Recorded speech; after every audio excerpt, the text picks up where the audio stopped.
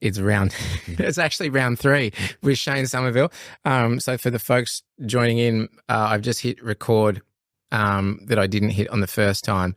I've done a full podcast with Shane once before and we lost the audio. We nearly didn't have audio again.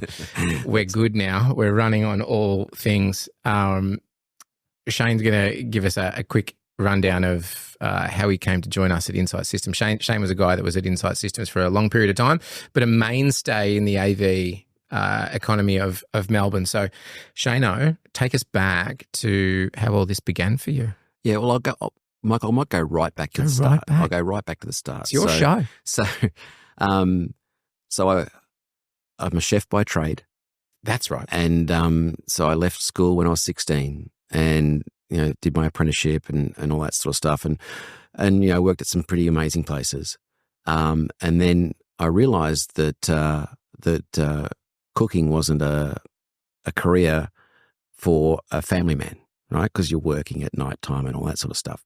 And so I had this opportunity. I was working at the Menzies at Rialto, which is now the Intercontinental. And there was the breakfast cook there, this guy called Johnny Famatino. And I was doing the lunchtime thing and he was doing the breakfast thing. So anyway, I said to Johnny, I've had enough of this cooking business and I need to make a change in my life, but this is all I've ever done. I left school and this is it. And he said, you should follow your heart, your dreams. What hobbies do you like? And back then it was photography. And I said, well, photography, but how am I going to get into that? It's so hard to join that sort of industry. And he said, I know this guy. I think photography is part of his business. It's some audio visual thing. And anyway, so this guy, his name is John Morrison. And John's a bit of a godfather of our industry. He taught Michael Rutledge, for instance. And John was his background was doing production for initially big shows like Frank Sinatra and Marlene Dietrich and people like that. So he provided the sound and the lighting for them. And actually, Michael and Rutledge and John developed the first audio mixing desk with faders in the world. Yeah, right. So anyway, I went and met John and long story short, he gave me a go and he had a studio set up in Lennox Street in Richmond and he was doing the early stages of business theatre. So he'd do a lot of car launches for Nissan and others. Yeah, okay. And so I basically joined those guys. And John had a passion for food and wine. And so he was my first mentor in terms of this industry and also in the wine and getting into wine. So I was a foodie and he loved that. So we had all that sort of banter and stuff. So joined John in the events industry. And we would tour a show. And back in those days, it was 40 slide projectors hooked up to a computer, big PA systems that they made themselves, and we'd tour that and do these amazing car reveals and launches to the dealer network for those guys, and we'd fly helicopters into a swimming pool and drop them down, and then do the business after that. And one of the things I did was in the photography side of things is it was pre PowerPoint. So everything was done on slides. So we do the script, and then we'd visualize the script, and then make word slides for that. So we got to the point where we do a rehearsal with the client, and then the client would make changes. So we'd have to make changes to the slides. You couldn't just type a word in. Yeah, you had to go, and we had this thing called a Croy machine, and you'd type the letters out and you'd stick it down on a piece of paper and you'd take a photograph of that, and then it was done on line film. And so I'd go into the back room and develop those and make these slides. And we're on site at Hamilton Island. We're doing this big car launch up there, and literally the night before the show, we're doing final rehearsals, and they were making changes as the client would do. And so we had it down pat that we could do a slide change and only take 2 hours to make that change, which was a big thing, Yeah, right. And so I learnt my AV skills from that, and problem solving analog issues, and working through signal paths and in audio and in lighting from those old analog days. And it was interesting because when you've got 40 slide projectors and you've got, all these things are all lined up, and, if something was to change and you had to take one slide out, then you've got to make a change to like 6-10 carousels of slides, and so that analytical path of problem solving really suited me. And then, so I worked with John for a while, and he sold up and retired when he was 50, and retired to Tuscany, as you do. And then so I was like, what next? What's next for me? So I got into I looked at what do I like about this job, and it was the actual doing the events. All the pre-production work was pretty laborious and long hours and all that sort of stuff. So doing events. So I joined a company called Staging Connections, and as a tech, and because I had this cooking background as well, my boss at the time, his name was Terry Davenport. We were talking one day, and he wanted to get into the hotel market. And because we just did production, we did big shows and that sort of, so we would go to a hotel ballroom or a convention center and run an event, and set up all the equipment and all that sort of stuff. So an opportunity came up at the Hilton on the Park to run their AV space. It was when video projection had just sort of started. So the old Sony 12 series projectors, 3-gun projectors, and they were expensive things. They were like $75,000 back in 87, 86, 87. And they weighed about half a ton. They did, and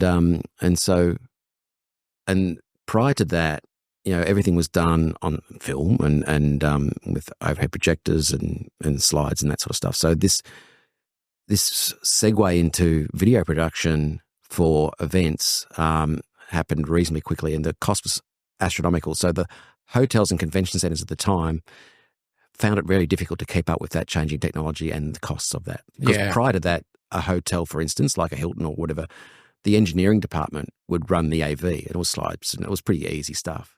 Everything was in-house though. Yeah. And so we developed this model where we would provide all the equipment and all the people, and we'd do all the sales of the AV direct to the customer. And we provided an income stream back to the hotel. So there's no risk to them. And so we sort of fell into this, and Terry at the time sort of thought it would be a good marketing opportunity. We'd get lots of leads for customers who would do events. So I thought it would just be overhead projectors and slow flip charts and stuff.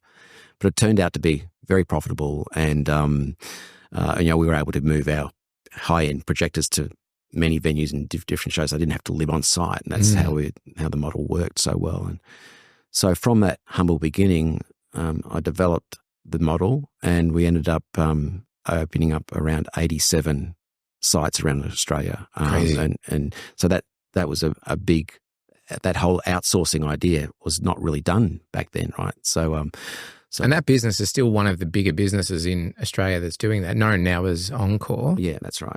But still cracking on with all that stuff. Yeah. So, and so we broke ground there, and we did a lot of things differently than had been done before. And, we were very fortunate to get, contracts such as Crown and the Hyatt chain. And we did chains, Starwood and all around the country and that sort of stuff. So that was pretty cool.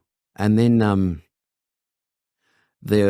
I was with them for 10 years, and it was time for a change. And then, and I started to do some consultancy work myself in the game. So whereas I was used to help do pitches to your hotels and whatever, so I started working directly for the hotel companies and doing their tenders and stuff. Oh yeah, and was on the other side of the desk, So I did that for a while, but the GFC hit. And so it was like, okay, now what do I do? Because people stopped spending money on that sort of stuff. Well, everything, yeah.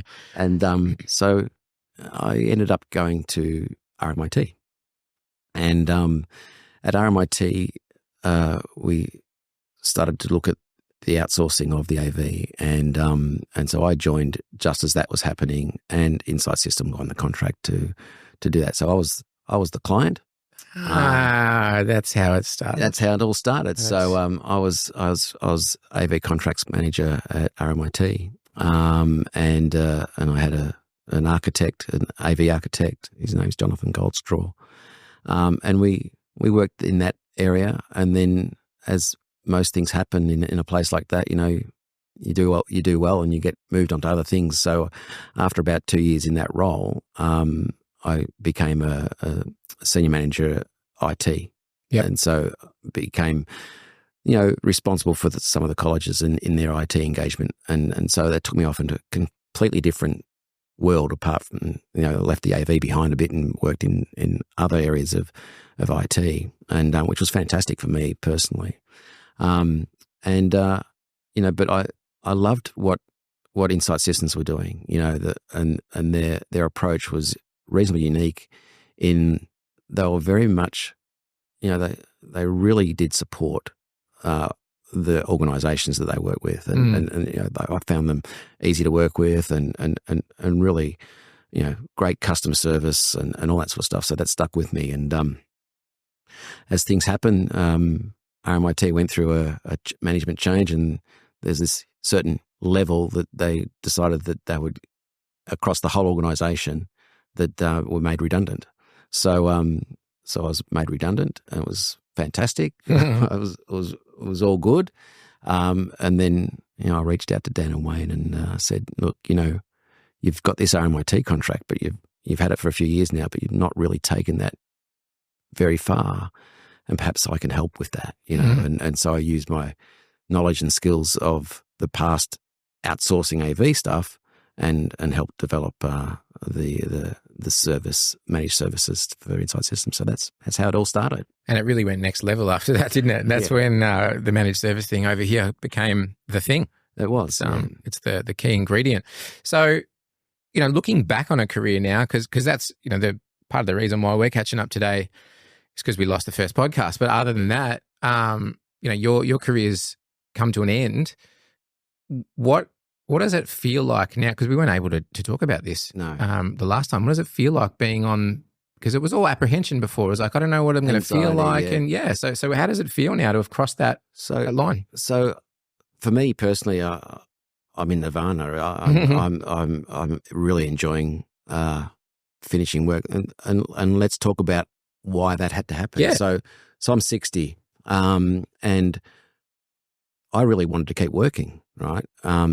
Unfortunately, I'm legally blind, and so I have a genetic condition called macular dystrophy, which is sort of like macular degeneration, but it's a genetic thing. Yeah. So I've had it since birth. Didn't know I had any issue until probably about 13, 14 years ago. Mm-hmm.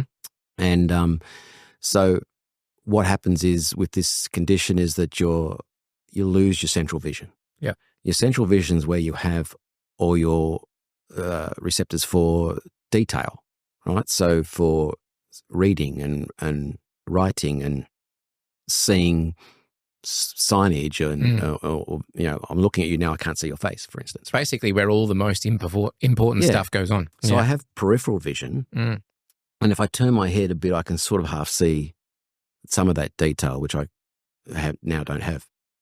So I now have less than 5% function in each eye. Wow. And I came to the understanding. So after the initial diagnosis 13 odd years ago, it was unknown then about the progression, how long this would take. It was known that I would lose my central vision, that I didn't know what that impact was going to be. I didn't know what that meant. And so you start traveling this path of not knowing and having tests stuff, multiple tests a year to benchmark your vision and where it was at and stuff like that. So I'm a glass half full guy. I always look on the positive side of things, and there's always people much worse off than I am. So I said, okay, I've got this condition. There's nothing I can do about it, right? So how can I live with that? What do I need to do to make myself A, valuable, and B, to make my life fulfilled as well? So, would you, and just to pause for a second, so when you get a diagnosis like that, and you're in a career and you love your career and this is degenerative, do you go through a period where you're thinking, shit, like what's going to happen? Well, you do. And because there was a lot of unknowns there, I sort of spoke to my ophthalmologist and said, okay, what does this worst case scenario look like? And so it was, okay, eventually you won't be able to see detail, right? You won't be able to read a book. You won't be able to look at a spreadsheet. And for me, in what I've done in my career, and particularly in the last 8 years at Insight, it's dealing with customers and looking at bills of material and schematics and spreadsheets and detail-driven stuff. Yeah. Absolutely, and so the worst case scenario was ultimately you won't be able to do that. And so, but back at the early stages, that I was still able to do that. But the deterioration happened a lot quicker than what we thought it would. And so I was faced with looking at, okay, what sort of tools do I need to help, to perform and function? And what was interesting is that, I worked with Vision Australia and others, but back then, in the technology area, there wasn't a lot because applications were starting to start. Yeah, that's right. We had the iPhone. So the iPhone was like 2007. Yep. So it wasn't until 2009 or 10 to support apps and assistive 100%. Things. Yeah. So and that was about the time. 2010 was around about the time, 2011, when I started, to notice the challenges, and I stopped driving around about 2011. Yeah. And so my daughters are both dyslexic. Yeah. And my wife Deb did a lot of work with them on programs and applications to help them. And so she found this thing called Dragon Speak and Claro Read. Yeah. And so I started looking at that as well. So how could those sorts of things work for me? And so this, speech to text it was just starting, So Siri was a Dragon Speak, the engine that they developed is what Siri is based on. Yeah, okay. Right. And so I started investing time in how I can use these applications. And it really, really helped me a lot. And then looking at and digging into that, further. And so as my sight decreased, I was more heavily reliant on these things. And so I looked at that and how those things have really made a big difference. And I sort of was ahead of the game a little bit in terms of what was happening in the support out there. And from that, I can see it's catching up. Vision Australia do amazing things, and so does the Institute for the Blind and others. And so I work with some of those guys now on that stuff. But because of my condition, it's degenerated too far. Yeah. And now and the decision had to be made, right? And I went as long as I could. Yep. But I physically can't see that detail and that sort of stuff anymore. So that's a roundabout way to get to where you said, how am I enjoying myself now? Yeah. Yeah, well, it's important to know how we got here. Yeah. And I guess because there's so many great things now. There's this thing called Be My Eyes. And it started out as, volunteers. You'd push the button and someone would answer, and they'd use your camera phone, your phone, the camera in your phone, yeah, right? And you point it to crowdsourcing eyes. Yeah, and you say, awesome. hey, I'm at the supermarket. What does this say? Far out. Or what, here's my milk. What's the expiry date? And stuff like that, right? Yeah. And I used it a lot, at the train station. If no one was around, I'd say, when's the next train, or is this the right platform for this, or whatever, and a random person would be helping you, and they'd be in Australia or in Singapore or whatever the time zone was. So it was amazing. And then you have a conversation, where are you, and all that sort of stuff. It was pretty cool. But now they're using AI. Yeah. And so there's a whole lot of stuff there now that it's gone ahead in leaps and bounds that really can assist people in this area. So I think particularly with that AI stuff, it's interesting because you look at what disability looks like now and particular disabilities, and you think you fast forward 10, 15 years, the way that we're going to be able to start defeating some of these things that have, inherently, the mind is the last thing to go, right? The mind is the thing where you're like, if I'm losing the ability to see or to feel or to move my limbs, I'm still willing and able. I still want to do it. Yeah. The more we can leverage this stuff, the better. Oh. But I just wanted to again wind back because I wanted to ask a question about frustration. Yeah. Myself being a recently diagnosed ADHD person, frustration for me is like the core of my existence. And I don't know if I would be able to go through something like this because I think frustration would get the better of me. How did you work through just, like, you mentioned something about going to the train station and I have to call someone to read the sign for me. Like, I take it for granted that I can walk to the train station and know what train to catch. Yeah. How do you manage the frustrations that start to grow when your eyesight's degenerating? I think it's a mindset, Mike.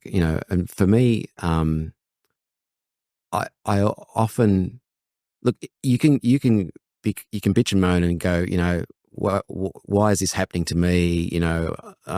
This is not fair, and so I chose not to do that. I chose to go. But that's a conscious choice. You've got to be the right sort of person to make. I think that's my point. Is that so many people get defeated because they can't make that choice for whatever reason. Don't get me wrong. It's frustrating, right? And like the last 2 years of work for me, it physically took me towards the end 10 times as long to do the tasks that I needed to do. And I was well supported here with so many great people around to help and support. But it's still, for me, I just couldn't continue. At a point in time. But prior to that, I go, I would push through and go, okay, well, what can I do to assist, and here at Insight with Dan and Wayne, they supported me really well. And we spoke to a company called Job Access, and Job Access helped with the workplace. So they'd send someone out and work with you on how your routine is and what the company could do to help assist that. And there was funding for that, right? And so they funded the applications. They funded a bigger screen for me. They funded some other bits and pieces, and that was what's the name of that organization? Job Access. Job Access, and that's available to people, not just for people who've got they've got any disability really.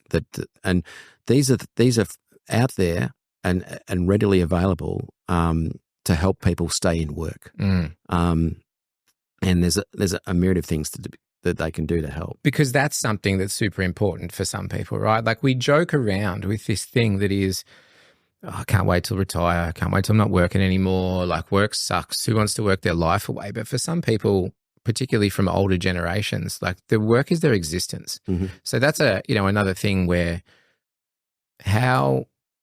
and we've sort of spoken about that a little bit, but did you struggle in knowing that day was going to come before you were ready to let it? Yeah, and I probably hung on for a bit long. Yeah, if I'm honest with myself. Yeah, but I have a lot of knowledge and a lot of experience, so that certainly has helped. But it's hard to turn you back on your value, right? Like, what you 100%. Know as being, this is my value, this is what I offer the world. So for me, if I go back 5 years and I go, okay, I'm having trouble, right? I've had to stop driving. I have to rely on public transport. I have to rely on Ubers or whatever. And that was a bit of a challenge, because if I was coming to work on the train, it's a 2-hour trip, whereas a drive is 35 minutes from home, because I had to go into Richmond and come back out to Nunawading and whatever, right? So that was frustrating. The other thing to me that was frustrating is that, because when I still have some vision, but I'm working 10 times as hard. My eyes are working very hard to read things and do stuff. So at the end of the day, I'm exhausted. Yeah. Because you're physically, mentally drained. And yeah, then, you're at 5 times the normal participant right. just to do the basics. Exactly. And then if we do lots of pitches and responding to tenders and all that sort of stuff. So there's written work to be done, and so you're looking at contracts and all sorts of stuff, and so that's tiring, and you can get I would get headaches and stuff, and so that to me was frustrating, and the time it took was frustrating, but so I looked for tools to help and ways I could get assistance from others. So one of the big challenges for me personally was I have a white cane.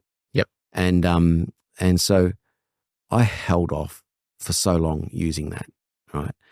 The day I pulled my cane out and started using it properly, and I got some Vision Australia showed me how to use it, and they were fantastic. They came to my home. We did mobility stuff around the house, and then we went into town. Walked to the train. They showed me how to, the best way to do that, and showed me, at Flinders Street Station and not Spencer Street. Southern Cross. Southern Cross. Yeah. There's people there to help and assist, right? And there's people there to physically walk with you to a meeting, for instance, and that's all available. So it opened up a whole new world, and you know what? But were you were saying that you didn't. You held off trying to use it. Is that because that's now everyone knows that I can't see? So I thought that I was trying to hide it, I suppose, if I'm honest with myself, right? Yep. And then, but when I embraced it, people help. People are fantastic. Of course, yeah. I got my cane out, and I say, "Do you mind reading that for me?" And they go, "Sure, no worries, mate." And and so it was initially it was to show other people that I was challenged, right? The best thing is going through the airport. You get like royalty. I flew solo to Infocom. Yeah, and then so I was in. You get to the airport and you say I'm visually impaired, and so they help you get through the airport, right? So at LAX, I had to go from international to domestic to fly across to Orlando, and it's a maze, it's you got to get on buses and do all this sort of stuff. And so the people at the airport, they just took me, and they, you jump the queue, and you get treated really, really well. So that was fantastic. But that's one of those things that people do, right? Is particularly someone that's going through, and I was the same. I suppose with my ADHD, it's one of those things that it's weird. You always know that you've got it, or you suspect that you've got it. But then when you finally get a diagnosis, and then you're like, oh, okay, wow, now I've really got it. Yeah. But people don't know. No. It's not the sort of disability that people can recognize in you unless they know you really well. So I sort of understand. I don't understand what it would be like, but I can empathize with what he's saying. Like it's that final thing of now I have to rely on everyone's help. That's right. And that was a big step for me personally, right? But now, once I made that step, was a big release. It was like, okay, now it's okay. It's actually okay. I've got my cane. If I wanted to, I could. I'm able to have a guide dog, but get one. Get one just for the sake of the dog. No, I choose not to because I think others. Because the corgis will get upset. The corgis will get upset, but the others more will get more benefit, and they're a very expensive thing.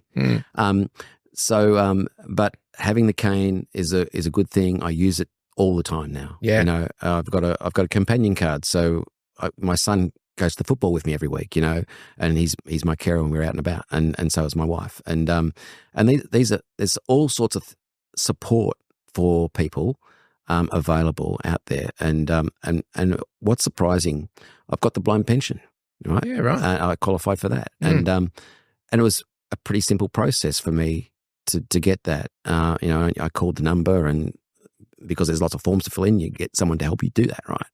Whereas in the past, I'd struggle through Centrelink and all that sort of stuff. So there's lots of support out there for people. And I think that's what a lot of people don't know, particularly with any, like even, again, I refer back to neurodiversity. Just by me sort of publicly going, well, this is what's happening with me now, the amount of people that reach out or that you just naturally connect with, because no one's having a great time. No one's going, this blindness stuff, I got this under control. It's sweet. Yeah. Like everyone's struggling in their own way. And I think the more public we make things like this, the more you find methods of support, particularly like what you're saying.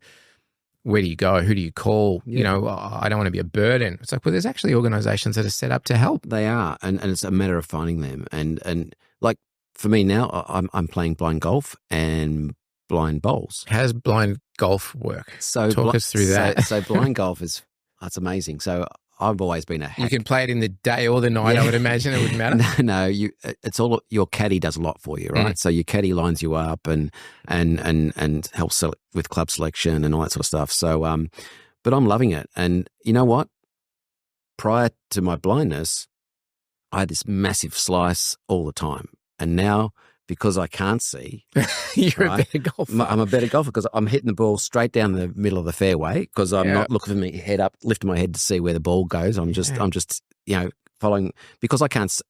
When I address the ball, I can't see it. Yeah. Right? So you got to trust. You've got to trust that you're lined up properly. So you got to have a good relationship with your caddy. Yeah.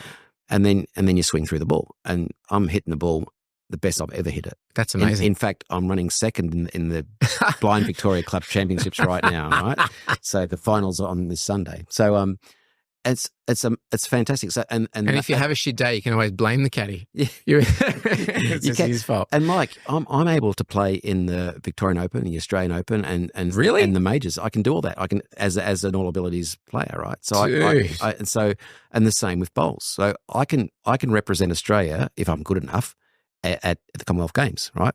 And so my pathway into that is I'm doing that right now. But not an opportunity you would have had otherwise. Exactly right. Yeah. Right? And so there's my classification is B2. There's B1, 2, 3, and 4. So B1's total blindness, and I'm a B2. Yeah. Cool. And so there's a whole new world is opening up to me now that I didn't really knew existed. And there's lots of support and opportunities. You know, I can represent my country if I get good enough, right? You got to try and get on a round with. Is it John Daly? Who's the guy that loves a beer? Yeah, John Daly. Yeah, John Daly. You got to try and get on a round with him. Yeah. No, it's fun. So you know, just because there's an impediment, you know, that's not the end, right? There's always ways to navigate around. And other opportunities open up as a result, right? So, I think that's a good thing to do. So you're playing blind lawn bowls as well, yeah. And how does that work? Is that a similar? Yeah. So you have what's called a director. Yep. And your director helps you.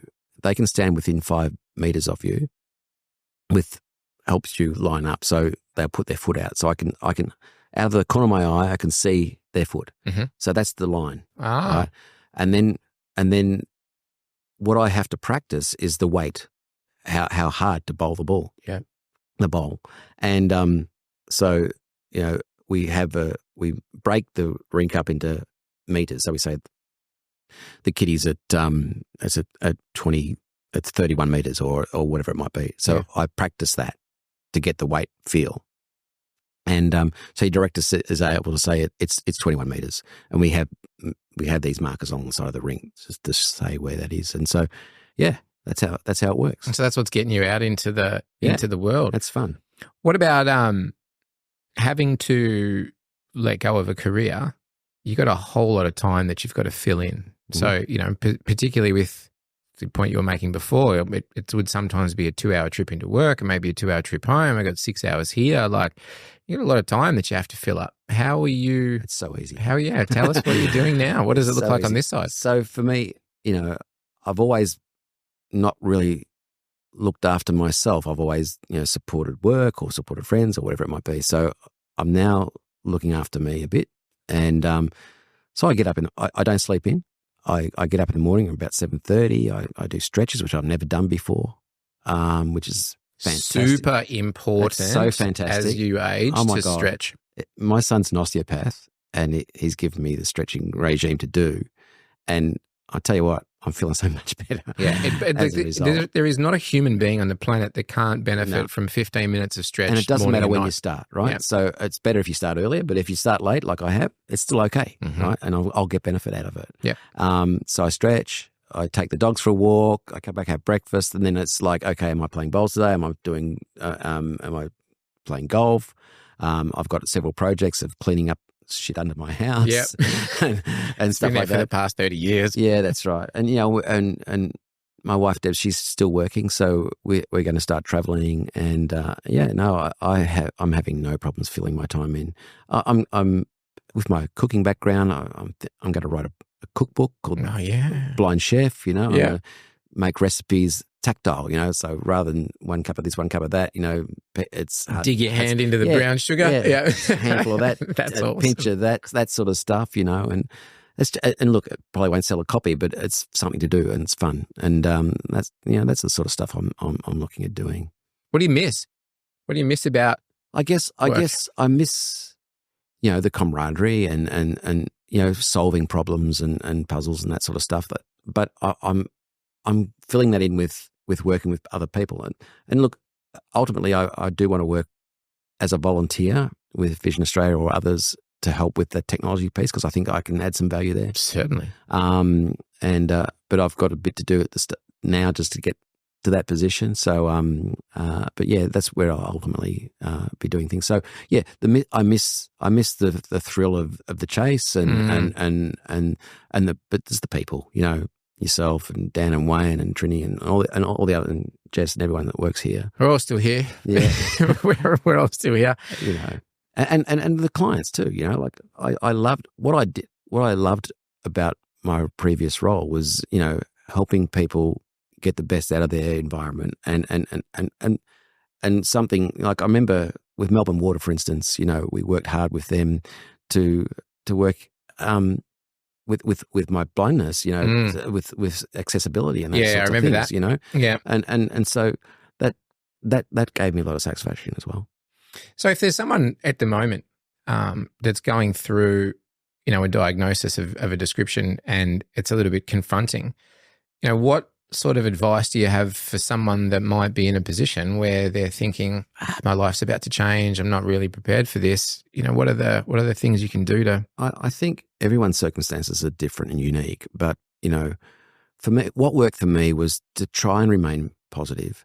But the best advice I could give is to utilize the resources that are available and don't shy away from it. I hid it for too long, and as a result, I was sort of, I could have been a lot further ahead, I think. Yeah.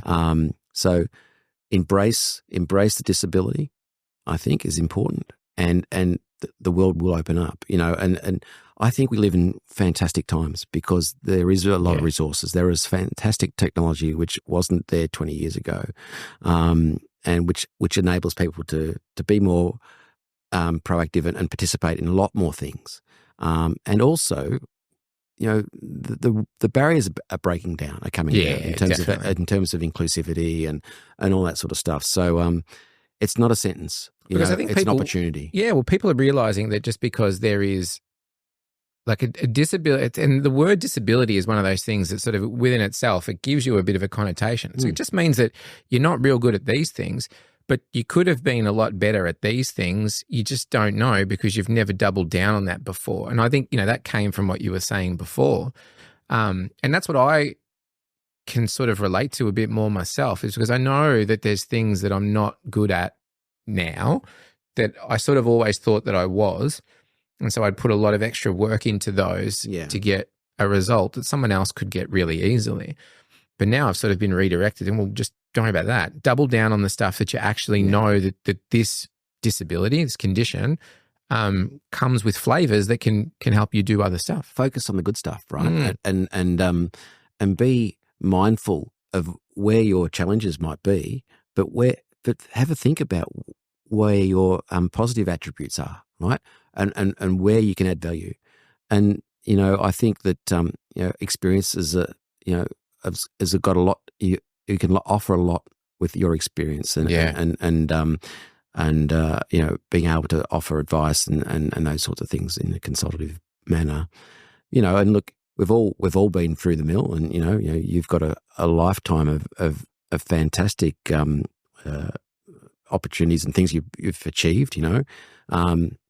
So if I was talking to someone who was newly diagnosed, for instance, I'd be saying it's not a sentence, it's an opportunity, and it's flipping it on its head. And I think society are much more better equipped in helping support that. We've got a long way to go. Yeah, there's no doubt about that. But I think that we're on the right road, and there are more opportunities there for people with disabilities, and that perhaps weren't there 5 years ago. What about if you localize it a bit more and pull it back down to an office environment and someone that's facing the sort of challenges that you're facing? What can your colleagues do to be more supportive, more assisting without, because some people feel like they might overstep the mark sometimes. Like you don't want to make someone's disability seem very obvious by, what sort of things can you do as a colleague? That's a great question, mate. And I think the first thing is you as the individual need to embrace your disability. Yeah. But don't be embarrassed by it, because, you offer so much. So first of all, embrace the disability yourself and then make it public, right? And then what your colleagues can do is support you in where you're disadvantaged. So I've had people here who have helped me with writing documents or shout out to Jess Kewen. 100%, right? Yeah. So Jess did so much for me in supporting me with documentation and filling out to forms and that sort of stuff. So that sort of if that sort of thing can be done, there's a point where it gets too much, Yeah. So you don't want to load those people up. Yep. But I'd be suggesting to colleagues to look at where you can provide some support and assistance, and don't be afraid. Could be a conversation, yeah, like a conversation. Yeah. Hey, how can I help? How can I help you? But you have to be as the person with the disability, you've got to be receptive to that, right? Because some people struggle taking right. help. That's right. And so when I pulled my white cane out for the first time and started using it, that was the moment for me in my life where I started to go, okay, it's okay to ask for help. So as the individual, it's okay to ask for help.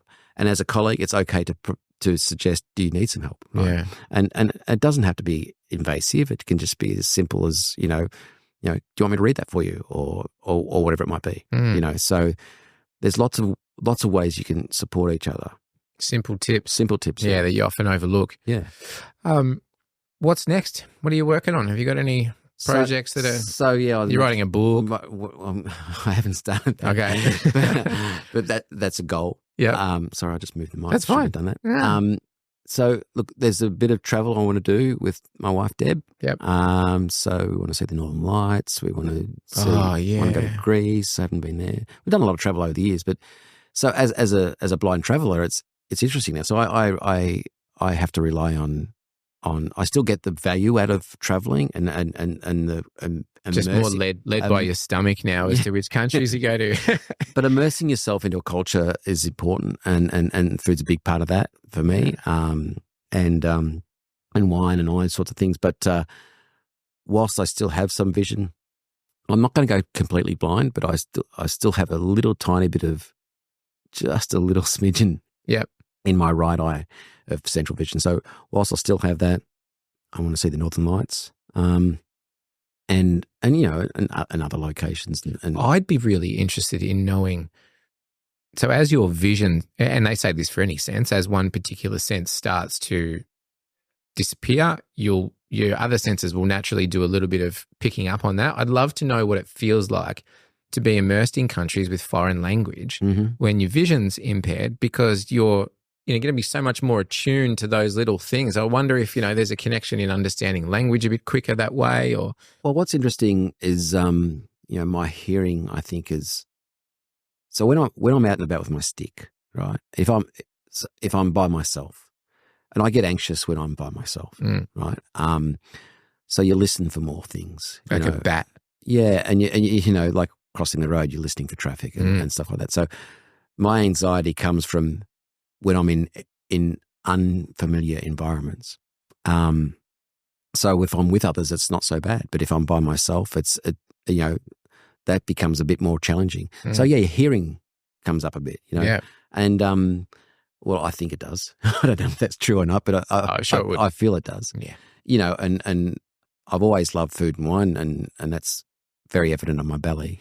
But I love the aroma and tastes of things and that sort of stuff. So when you're traveling, even if it's through Asia and it's pungent, but that's part of the experience, right? Yeah. And all the hustle and bustle. So where I probably couldn't do that by myself anymore, but how wonderful it is to experience that with my wife and family and friends and that sort of stuff. So I enjoy that. I enjoy going out with friends and family to different things. I'm right now, so going back to John was big in his wine, right? So and so my taste for wine comes from John. But I've got a lot of other friends that we're now into that. So right now we're doing with this thing called Rent-A-Row, which is a winery north of Heathcote called the Shiraz Republic. And so we're making wine, right? Oh, so you rent your own row in a vineyard? Yeah, that's right. That's cool. And so, for a fee, we harvest, so we go and pick, and then we crush, and then we come back a few weeks later and we do basket press, and then we come back a little bit later and we do oaking. So we choose from French, American, and Hungarian oak, and then a little bit later we bottle. In November we bottle, and then we get this wine, right? So we recently did the basket press, and when you basket press, you're left with seeds and skins, right? This big cake of stuff, and we're making Shiraz, and so I said, can I take that? Because I might make some, maybe some relish or some, or some, grape jam. Yeah. Yep. So I made a Shiraz paste to have with cheese, and it was a lot of work for not much result, but it's pretty good. You're definitely inspiring me to try and retire a bit quicker. Sounds like there's plenty of good things on that side of the world. So there's stuff there to do, mate, and and so I'm using my passion as opposed to my disability to do stuff, and I think that's awesome way to describe that too. Yeah. Well, buddy, that's us. I'm just checking that everything was recorded this time, so we're good. We've got a podcast. Good on you, mate. Man, thanks for dropping by. More importantly, I think on a personal note, it was an amazing experience working with you, man. And it's a shame that we couldn't do it any longer. But yeah, I learned a ton from you, and that's something that I'll carry on as well. So thanks for everything that you imparted on the business. The one thing I think that is evident is, though you're not here, you're very much still here, and you're referenced almost daily. And there's always what would Shane do? That's a very common conversation. So yeah, whilst you're not in the building every day, mate, you're bloody well still here. No, that's fantastic. Thanks, Mike. And look, I look back on my career. I'm very proud of what I've achieved. I think there's some legacy there, and I know that the business is in fantastic hands, and it's just going to get bigger and better. So no, it's a good thing. Awesome. Thank you. Thanks, buddy. Good on you, mate.